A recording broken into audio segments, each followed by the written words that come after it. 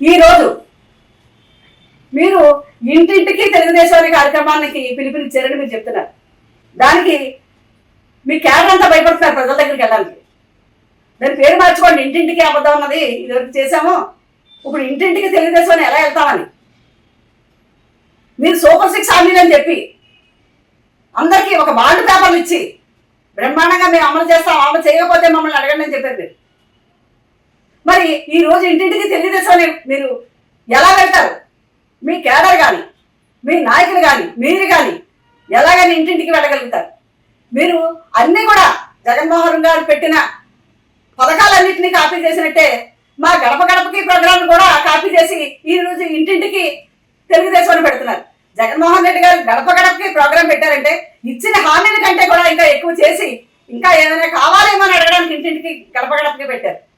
మీరు ఇచ్చిన హామీలన్నింటి కూడా తొంగలో తొక్కి మోసం చేసి మరి ఇంటింటికి తెలుగుదేశం అని ఎలా వెళ్ళగలుగుతారు? వెళ్ళండి, ప్రజలకు మీకే తెలుస్తుంది. మీ హామీలు, మీరు ఇచ్చిన హామీలు మీరు నెరవేర్చుకోలేని ఇవి ఒకసారి చెప్పమంటారా? ఆడబిడ్డ నిధి ఏమైందండి? 50 ఏళ్ళ పెన్షన్ అన్నారు, అదేమైంది? 20 లక్షల ఉద్యోగాలు అన్నారు, ఎక్కడున్నాయి? నిరుద్యోగ వృత్తి అన్నారు, ఎక్కడుంది? తల్లికి వందనం అన్నారు, తల్లికి వందనం ఏం చేశారండి? మొదటి సంవత్సరం గోవిందా చేశారు. రెండో విడత 20 లక్షల మందికి ఇచ్చి మామ అనిపించారు. ఈ ఏడాది 22.65 లక్షల మందికి ఇప్పుడు మొండి చెయ్యే చూపారు. ఇంకా పిఎం కిసాన్ మీరు అదే అన్నదాత సుఖీభవ ఇచ్చేసామన్నారు, ఎక్కడండి? పిఎం కిసాన్ కాకుండా మీరు ఇచ్చిందంతా,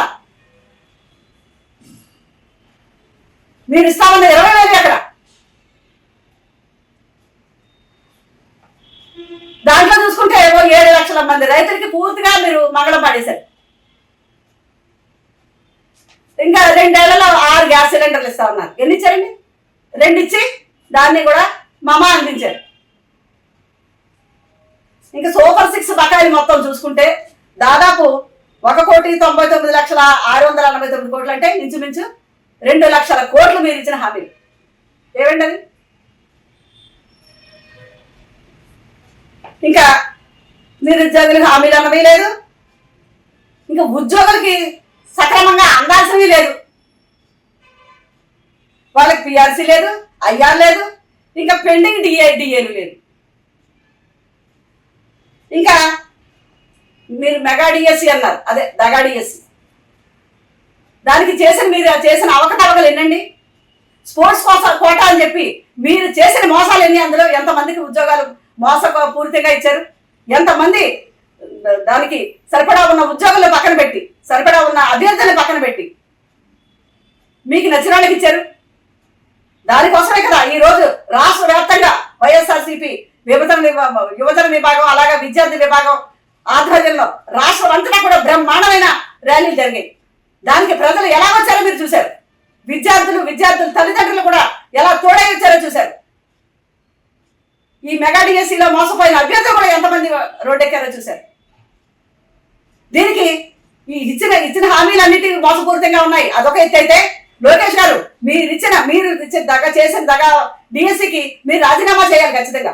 ఎందుకంటే ఈ డిఎస్సిలో స్పోర్ట్స్ కోటాలో చేసిన ఈ మోసాలు కానీ ఈ మోసాల గురించి కోర్టుకి వెళ్తే కోర్టు కూడా ఇచ్చింది దాని మీద చేయమని. దాన్ని బేస్ చేసుకున్నా మీరు చేయాలి, చేయలేదు. అలాగే కేంద్రంలో నీట్ పరీక్ష కోసం కాంగ్రెస్ జనతా పార్టీ చేసిన ఉద్యమం దేశం అంతా కాదు ప్రపంచవ్యాప్తంగా ఎలాగా వాళ్ళని ఒక్క ఇది చూపించిందండి, ఒక ఊపు మీరు చూశారు. చివరికి న్యాయమే గెలిచింది. సాక్షాత్తు కేంద్ర విద్యాశాఖ మంత్రి అక్కడ రాజీనామా చేస్తే ఇక్కడ మీరు చేసిన తప్పుకి ఇది అని మీరు డిఎస్సిలో మీరు చేసిన మోసాల్ని నెలన్నర క్రితమే మా మాజీ ముఖ్యమంత్రి జగన్మోహన్ రెడ్డి గారు ప్రెస్ మీట్ పెట్టి ప్రతి విషయాన్ని కూలంకషంగా చెప్పారు. మీరు చేసిన మోసం ఎక్కడ అభ్యర్థులకి జరిగింది, అభ్యర్థులు అక్కడ కూర్చోబెట్టుకుని మరి చెప్పారు. వాళ్ళని ఛాలెంజ్ చేశారు దాని విషయంలో జగన్మోహన్ రెడ్డి గారు. దానికి ఒక్కళ్ళనే ఇప్పటివరకు సమాధానం చెప్పారా? ఏమని చెప్పారు? మీ దగ్గర సమాధానం లేదు. మీరు చేసిన మోసం అన్నది బయటపడింది. దానికి ఈరోజు నిరసనలు ప్రారంభించాయి.